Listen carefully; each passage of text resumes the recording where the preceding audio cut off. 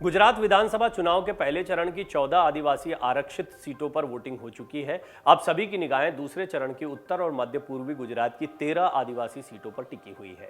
भाजपा और कांग्रेस दोनों ही दलों ने इन सीटों पर जमकर प्रचार भी किया, लेकिन आज भी आदिवासी समाज अपनी समस्याओं के समाधान के लिए संघर्ष करते हुए नजर आ रहे हैं। 2012 और 2017 के विधानसभा चुनाव परिणाम के विश्लेषण से पता चलता है कि 2012 के चुनाव में इन 13 एसटी सीटों पर 70% से ज्यादा मतदान हुआ था। इनमें भाजपा को महज 3 और कांग्रेस को 10 सीटें हासिल हुई थी। 2012 में 5% से भी कम अंतर वाली 3 सीटें थीं। इसमें कांग्रेस ने 2 और भाजपा ने 1 सीट पर जीत हासिल की थी।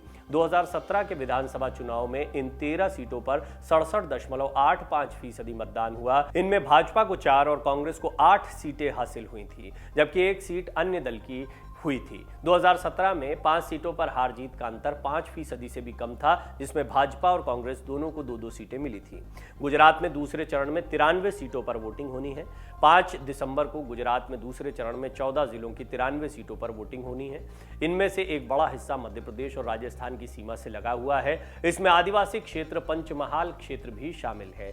इसके अलावा प्रदेश की राजधानी गांधीनगर, अहमदाबाद, वडोदरा और आणंद जैसे शहर भी शामिल है। भाजपा की कोशिश है कि इस क्षेत्र में अपनी पकड़ को और मजबूत किया जाए। इस चुनाव में कांग्रेस के कई प्रमुख नेता भाजपा में शामिल हुए हैं। इनमें आदिवासी नेता मोहन भाई राठवा प्रमुख है। इधर कांग्रेस भी दूसरे चरण में होने वाले चुनावी क्षेत्र में, खासकर उत्तर गुजरात में, अपनी पिछली पकड़ को मजबूत रखने की पूरी कोशिश कर रही है। ये क्षेत्र राजस्थान से लगा हुआ है। कांग्रेस नेता अशोक गहलोत प्रदेश में चुनावी कामकाज देख रहे हैं। ऐसे में यह क्षेत्र उनके लिए अहम है। सीमावर्ती ये क्षेत्र दोनों राज्यों के मुद्दों और रिश्तों में काफी असर रखते हैं।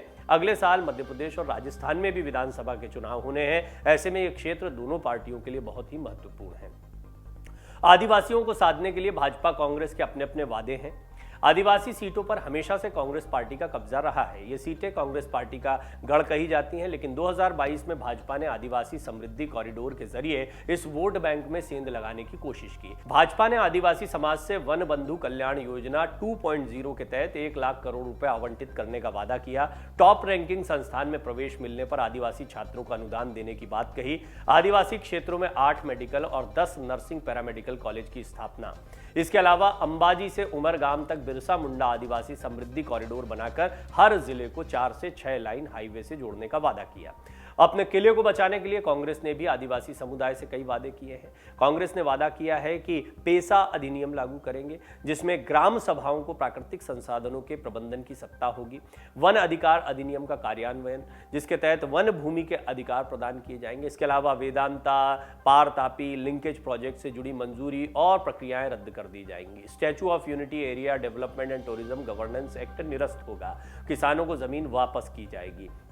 अमर उजाला से चर्चा में आदिवासी समाज के लोगों का कहना है कि इतने वर्षों से भाजपा गुजरात में सत्ता पर काबिज है, लेकिन इसके बावजूद हमारे मुद्दों को हल करने में नाकाम नजर आई है। इन चुनाव में भाजपा ने हमारे हित की बातें की, लेकिन चुनाव के बाद सब भूल जाते हैं। विपक्ष कांग्रेस और आम आदमी पार्टी ने केवल 1 या 2 मुद्दों को इन चुनाव में उठाया, लेकिन बाकी जरूरी मुद्दों पर किसी की नजर तक नहीं पड़ी। समाज के लोगों का कहना है कि वन अधिकार अधिनियम 2006 के तहत 75 वर्ष या 3 पीढ़ियां हो गई हैं, वो स्वामित्व अधिकार देने का प्रावधान का कानून अमल में है, लेकिन आज भी 92,000 से ज्यादा दावे लंबित हैं। कई आदिवासी बस्तियों के गांवों को राजस्व गांव के रूप में मान्यता नहीं दी गई है, इसलिए वहां के आदिवासी लोगों को पंचायती राज के लाभ नहीं मिल रहे हैं।